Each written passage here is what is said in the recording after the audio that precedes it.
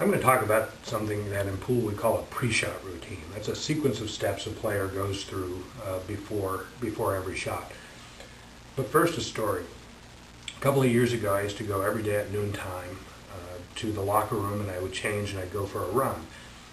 Every now and then, I'd get to my locker, and somebody would be talking to me or something, and I'd go to do my locker combination, and it would be gone from my memory. I would have no clue.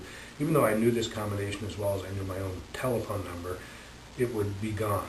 And I had this feeling I could stand there all afternoon and this locker combination wasn't going to come back to me. Here's what I would do, and it worked like a charm. I would exit the locker room, go down the hall, I'd turn around, and I would start approaching the locker room like I did every day at noontime. I'd approach the locker room, go into the locker room, make a right turn, take the 6 steps to my locker. And when I got there, I didn't have to try to think about it. That locker combination would just be there. Somehow that locker combination was burned into my head as part of a sequence of steps. I'm not a psychologist, but it seems like there's a lot of things we remember like this. If you're trying to recall the lines from the second verse of a song, you might have to go back to the beginning of the song, or a sequence of letters in the alphabet. It might help to go back to the beginning of the alphabet. There's a lot of things that we remember like that. What does this have to do with pool? Well, if you play this game long enough, I guarantee you there will be a time, there'll be some important match or game for you, whether it's the Christmas time, King of the Basement with your brother-in-law, or an important league match, or a gambling match, or a tournament finals.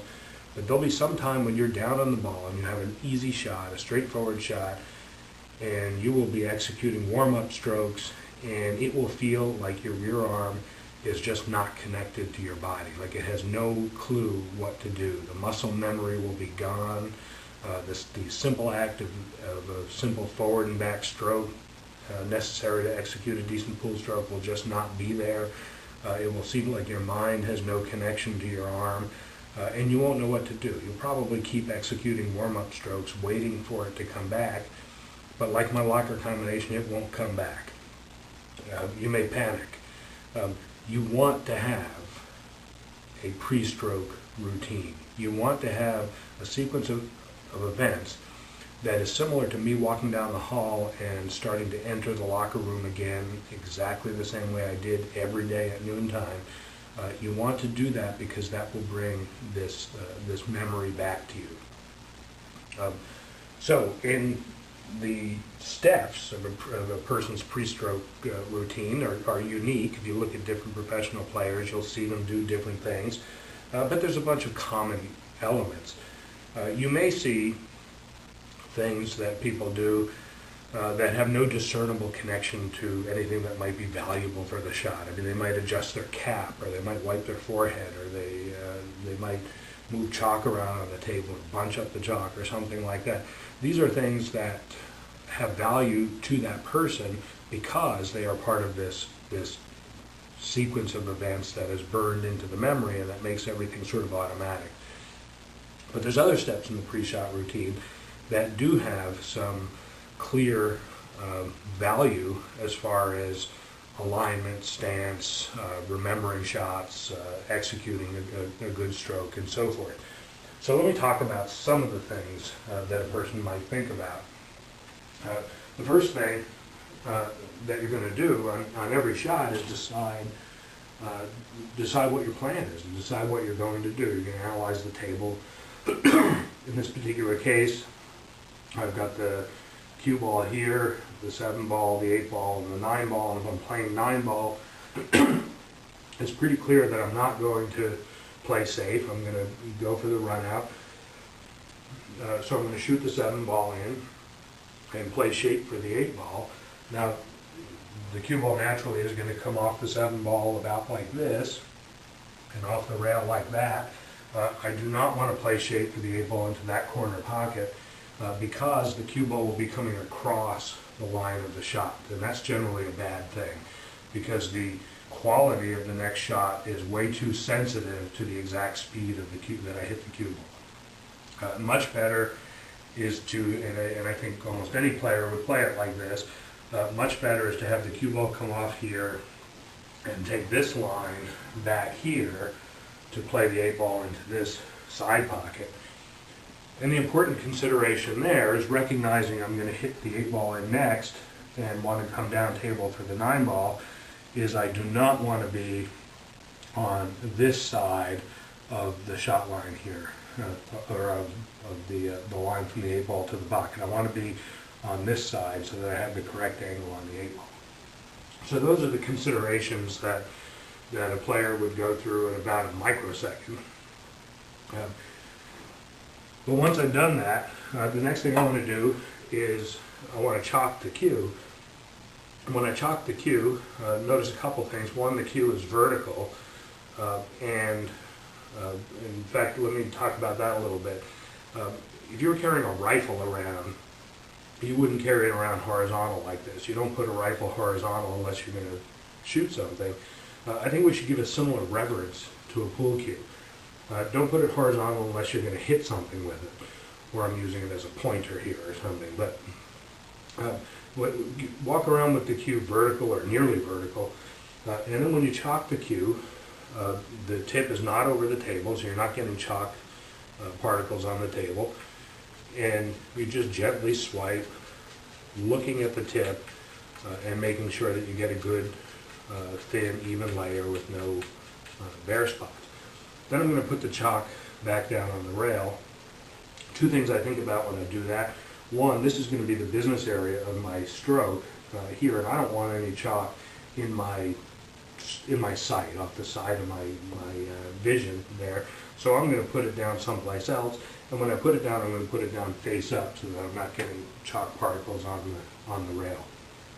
Okay. Now I've chalked, I've decided what I'm going to do, and I've chalked, and I'm ready to execute the shot. I'm going to look at this shot first from the point of view of the object ball going to the center of the pocket, so along this line. I'm going to walk right here to see what it looks like along this line. Why do I do that? There's a number of reasons. One is a person might want to be looking at the contact point on the object ball if they use a ghost ball type aiming method. Another reason is that if I shoot 100,000 shots on the pool table, this shot is going to come up many times in that sequence, or a shot very close to this. And I want, when I see this shot, when my mind sees the shot that many times, I want it to see the same thing. And if I want it to see the same thing, I need to collect the data, or put the data into my head in the same way.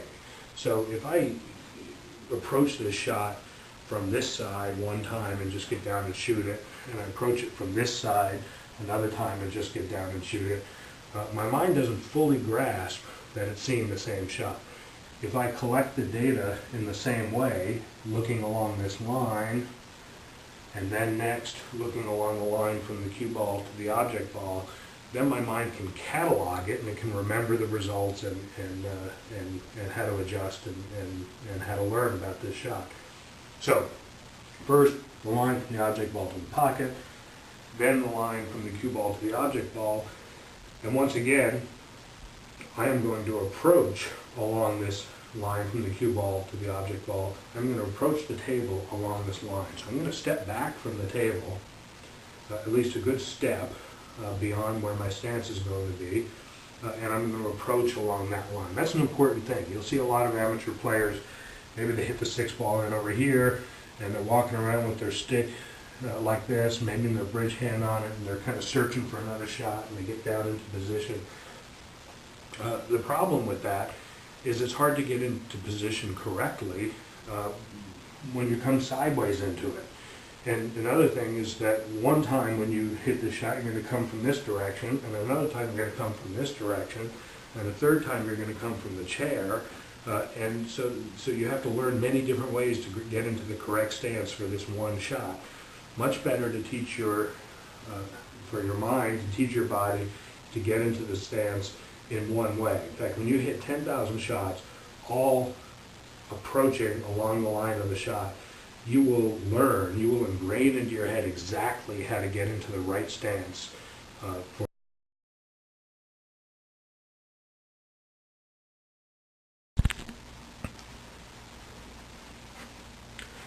I'm going to talk about something that in pool we call a pre-shot routine. That's a sequence of steps a player goes through before every shot.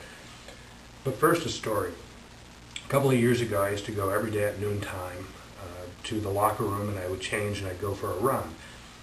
Every now and then, I'd get to my locker, and somebody would be talking to me or something, and I'd go to do my locker combination, and it would be gone from my memory. I would have no clue. Even though I knew this combination as well as I knew my own telephone number, it would be gone.